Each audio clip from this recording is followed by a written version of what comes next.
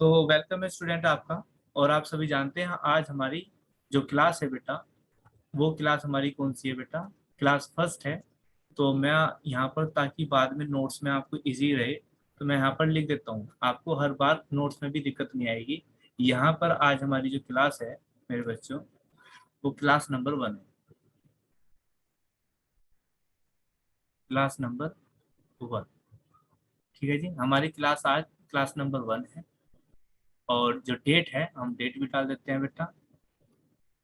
जो डेट है हमारी आज होगी मेरे बच्चों 12 तारीख, 5वां महीना 2022। और बैच जो है हमारा वो 2022 और 23 वाला बैच है। चलिए तो श्री गणेश करते हैं, स्टार्ट करते हैं और देखते हैं कि पहला चैप्टर। बहुत बेसिक बातें मैंने कल बता दी थी, मैं कोशिश करूंगा कि उनको रिपीट करूं, क्योंकि आज कुछ नए बच्चे जुड़े हुए हैं। और वे सारी बातें कोई ज्यादा मैटर नहीं करती जो कल बताई थी। स्टार्टिंग तो आज से ही है वैसे, है ना? क्योंकि क्लास 1 मैंने यहाँ पे लिख भी दिया, तो है तो आज ही स्टार्ट। कल सिर्फ इतना बताया था, हम पहली बुक जो है वो हमारी किस चीज से रिलेटेड है। जैसे कि आप स्क्रीन पर देख पा रहे होंगे कि अकाउंटिंग फॉर पार्टनरशिप फर्म। तो ये जो हमारी अकाउंटिंग है मेरे बच्चों, वो पार्टनरशिप फर्म की है। पार्टनरशिप फर्म का मतलब क्या होता है, ये सब चीजें हम आज जानेंगे। कल मैंने थोड़ा सा बता भी दिया था, लेकिन हम आज वाइडली पढ़ेंगे। तो अगर आपके पास चाहे, अच्छा एक बुक वाली भी बात मैं आपको साथ ही साथ बता दूं। कुछ बच्चे कहते हैं कि हमारे स्कूल में टीएस ग्रेवाल है, कुछ बोलते हैं टीके गोयल है, या वोट एवर थर्ड बुक हो सकती है कोई सी भी। तो बेटा 12th में ना आप बुक नहीं पढ़ते। भाई देखो, अगर आप 11th में हो तो आपको स्कूल के टीचर को कॉपी पे पेपर करना है, स्कूल के टीचर से कॉपी चेक करानी है ना? आपको सीबीएसई के अकॉर्डिंग पढ़ना है। तो वहां पर बुक मैटर ही नहीं करती। आप तुलसियान की बुक पढ़ सकते हो, आप अदर राइटर की बुक पढ़ सकते हो। मैटर ये करता है कि आप कंसेप्ट सीखो और कोई सी भी बुक से क्वेश्चन कर सकते हो। मैं इस बात की गारंटी बता रहा हूँ, अगर मैंने आपको 5 पॉइंट बताए किसी भी टॉपिक में, ठीक है, टोटल 1 से लेकर 5 तक टॉपिक मैंने आपको बताया कि 5 टॉपिक है, तो आप चाहे टीएस कर लेना, चाहे डीके गोयल कर लेना, चाहे दुनिया की कोई सी बुक कर लेना अकाउंट की 12th की जो सिलेबस में है, आपको इस छठा पॉइंट नहीं मिलेगा। क्योंकि अगर मैंने बता दिया कि इसमें 5 पॉइंट ही हैं, तो छठा पॉइंट नहीं मिलेगा। समझ में आ रही मेरी बात, मैं क्या कहना चाह रहा? यानी कि जितना मैं बता दूंगा उससे ऊपर बोर्ड में नहीं आएगा, तो फिर बुक में तो मतलब ही नहीं बैठता। तो वैसे तो आप अपनी सुविधा के अनुसार कोई सी बुक कर सकते हैं जैसे मैं पढ़ाऊंगा, लेकिन फिर भी अगर आप ज्यादा फोकस करना चाहते हैं बोर्ड के हिसाब से, अगर मैं अपने एक्सपीरियंस की बात करूं, तो मैं कहता हूं, मैं सजेस्ट करता हूं बेटा टीएस ग्रेवाल। ठीक है, हो सकता है आपके एरिया में ज्यादातर, मुझे पता है डीके गोयल चलती है, क्योंकि डीके गोयल चलने का कारण है शामली एरिया में थोड़ा सा डीके गोयल पे ज्यादा फोकस है। मैं बुक की कुछ बुराई या अच्छाई नहीं बताऊंगा आपको, बस ये कहना सकता हूँ कि मेरा एक्सपीरियंस, मुझे ज्यादा अच्छी बुक लगती है टीएस ग्रेवाल। इवन अगर आप डीके गोयल भी करते हैं तो बेस्ट बुक है, कोई दिक्कत नहीं है, आप उसे भी कर सकते हैं। ओके, तो मैं आता हूँ अपने टॉपिक पे। जैसे आप देख पा रहे होंगे, यहाँ पे लिखा हुआ है मेरे बच्चे, अकाउंटिंग फॉर पार्टनरशिप फर्म। तो पहला चैप्टर अगर आप अपने बुक में देखेंगे, चाहे आपके पास बुक कोई सी भी हो, वो है फंडामेंटल। लेसन है फंडामेंटल, जैसे कि कल भी बताया था। फंडामेंटल का मतलब किसी भी चीज का बेसिक होता है, पूरा बेसिक बेसिक होता है, यानी कि किसी चीज की शुरुआत।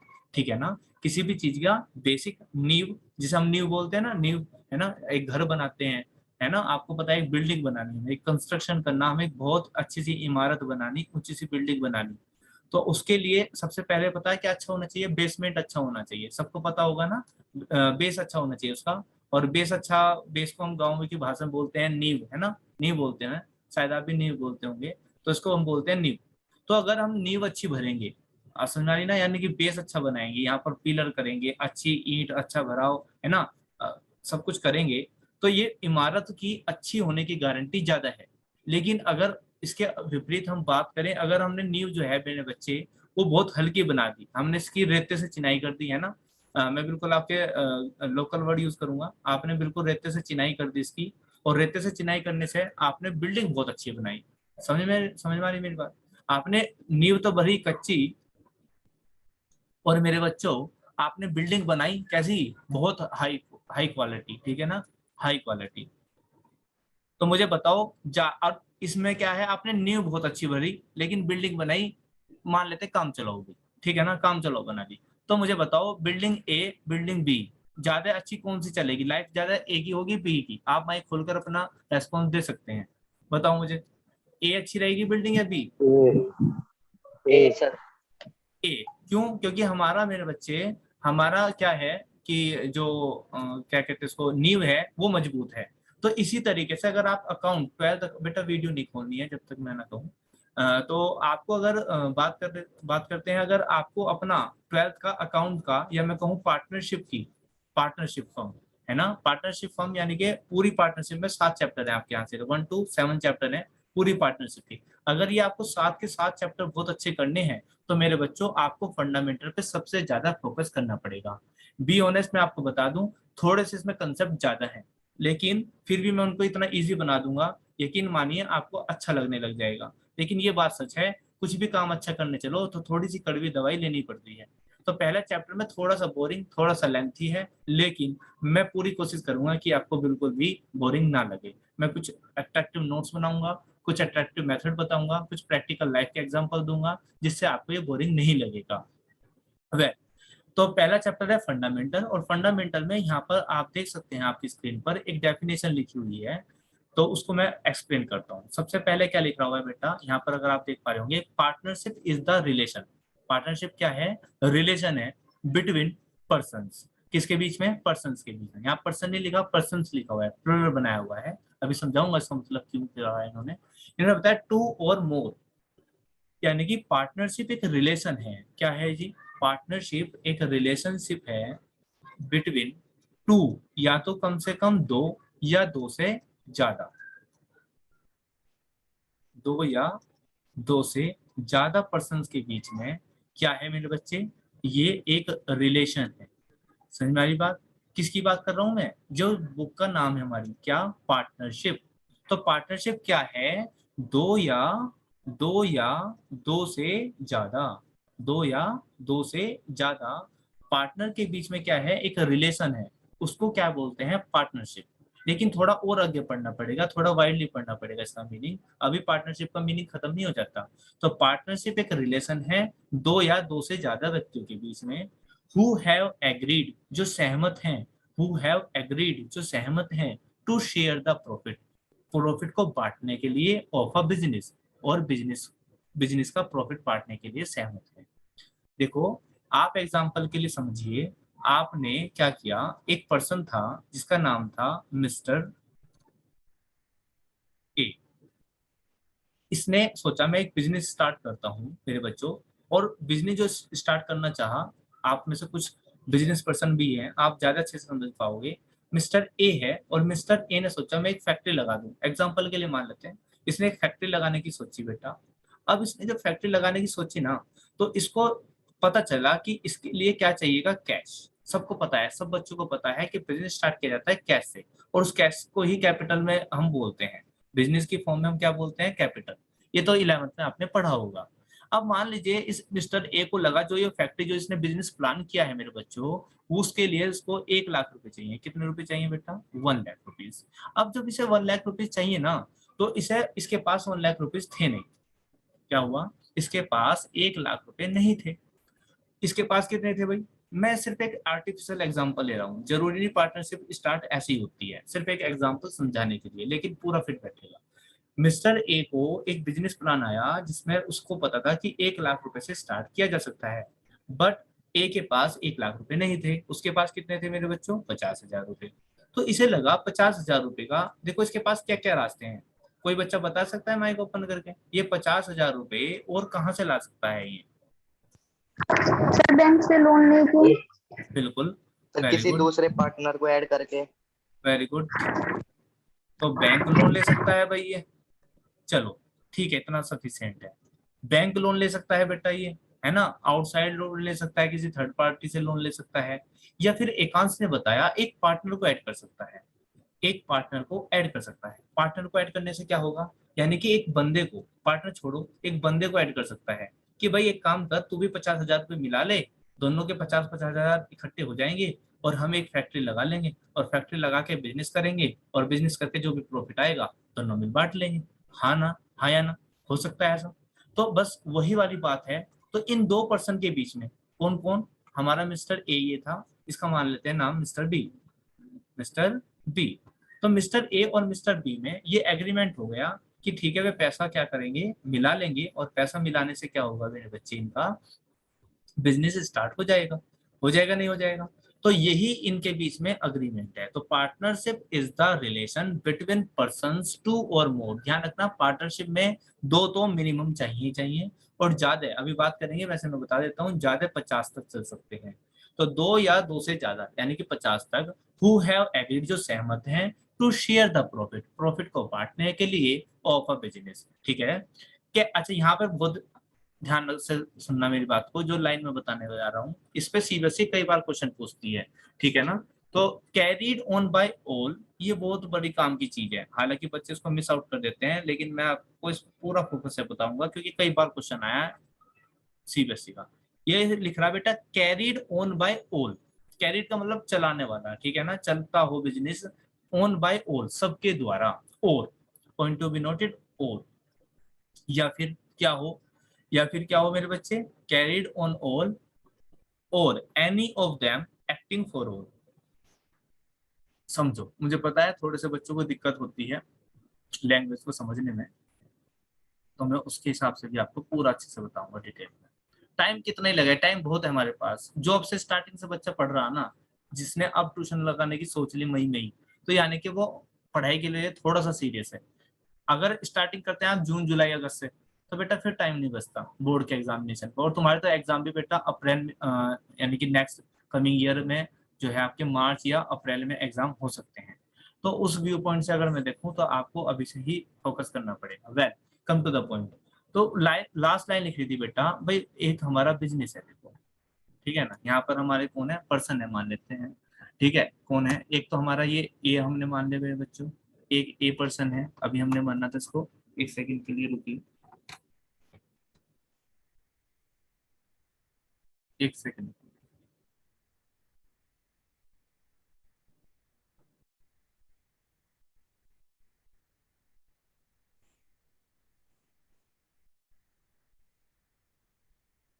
चलिए।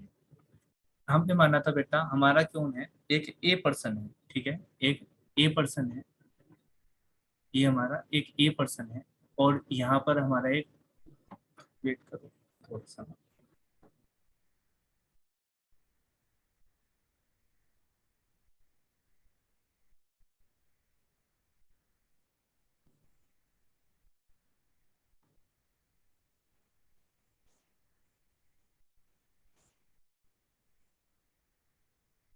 एक सेकंड,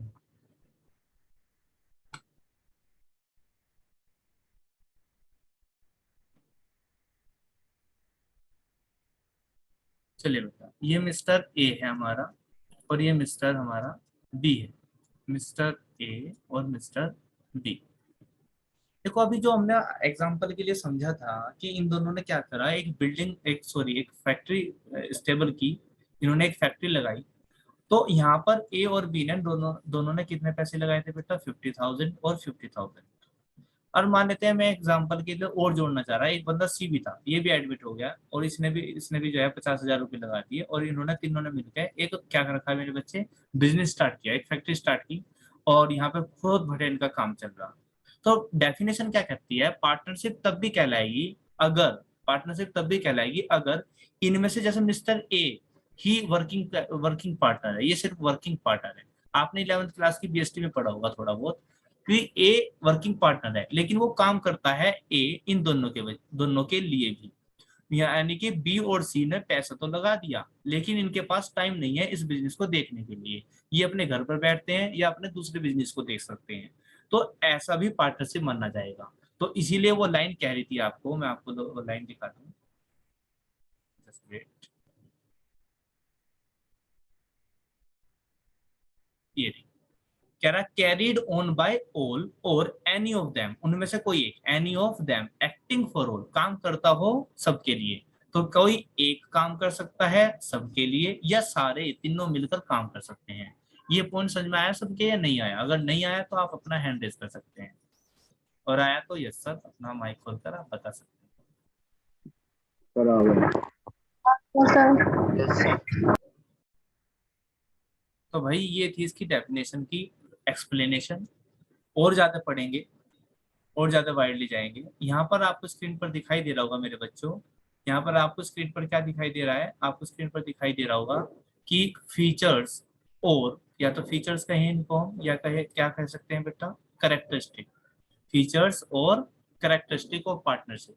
तो पार्टनरशिप के भी कुछ फीचर्स होते हैं या करेक्टरिस्टिक होती हैं। कैसे होती हैं, जैसे कि एग्जांपल के लिए अगर हम पढ़ें तो सबसे पहला पॉइंट जो है मेरे बच्चे वो है एसोसिएशन ऑफ टू और मोर पर्सन। तो पार्टनरशिप तभी कहलाएगी जब उसमें दो या दो से ज्यादा पर्सन हो। क्या क्लियर होगी पहला पॉइंट? डेफिनेशन से याद जाएंगे सारे, कुछ याद करने में आपको मेहनत नहीं करनी पड़ेगी। जिसने डेफिनेशन याद कर ली, डेफिनेशन समझ ली, उसके याद। अच्छा, कुछ बच्चों का क्वेश्चन आ रहा होगा, सर आप थ्योरी पढ़ा रहे हैं, हमारे स्कूल में तो नहीं पढ़ाते थ्योरी सर। तो बेटा थ्योरी ही जरूरी है। थ्योरी क्यों जरूरी है? पहले बेसिक पता होना चाहिए, then you can do every numerical, otherwise no. और ये कोई थ्योरी ऐसी नहीं है जिसका आपको एसएसटी वाली थ्योरी है कि आपको रट्टा मारना है, नहीं जी, समझनी है।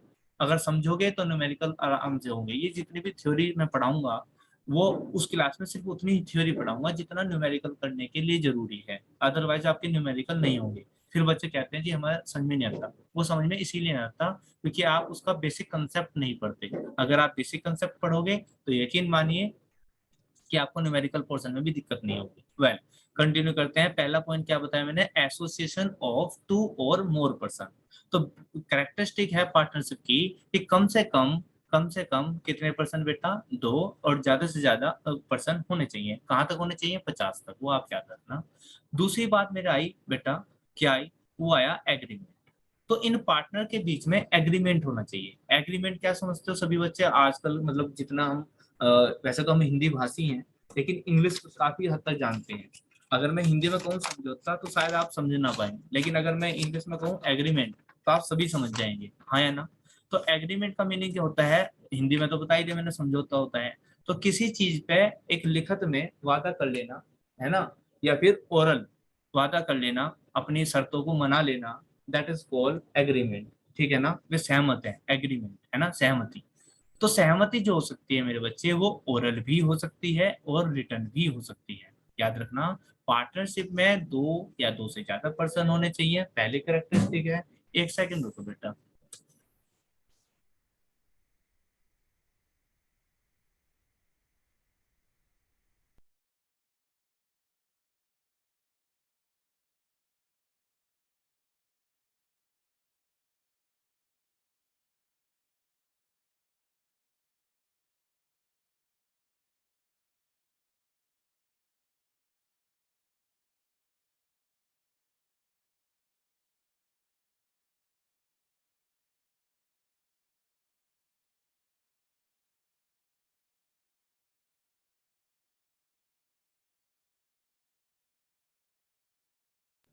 हाँ जी बेटा, तो मैं कह रहा था आपको, एग्रीमेंट जो हो सकता है वो ओरल भी हो सकता है और रिटर्न भी हो सकता है।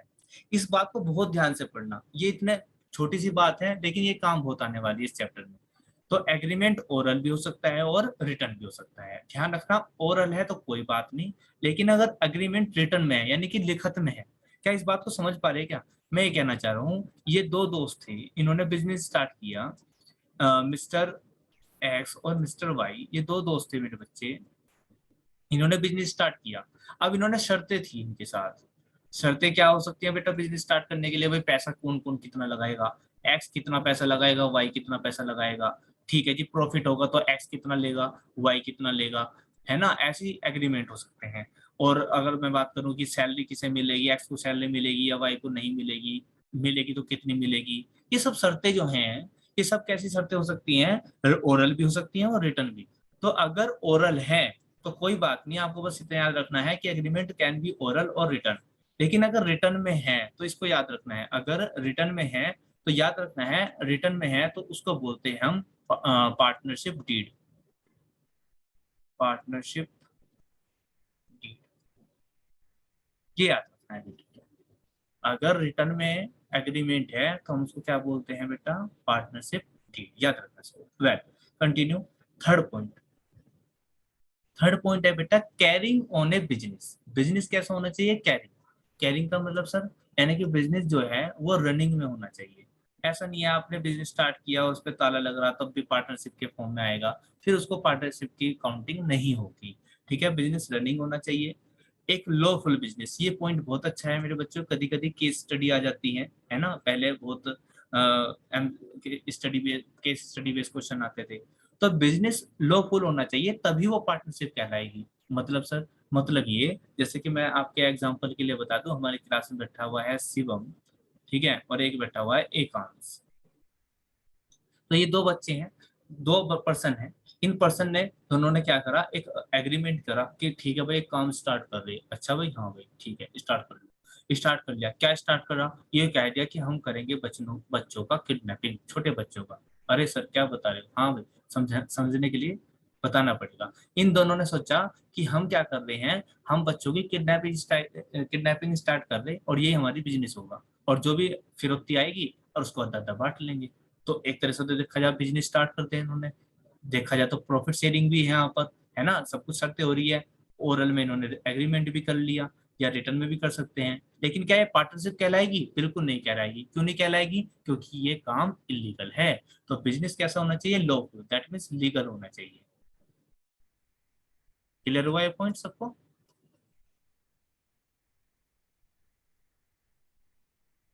उसके बाद है बेटा फिफ्थ पॉइंट। फिफ्थ पॉइंट में क्या लिख रहा है? Profit sharing. ये भी बहुत अच्छी बात है, प्रॉफिट शेयरिंग, इसको भी याद रखना है।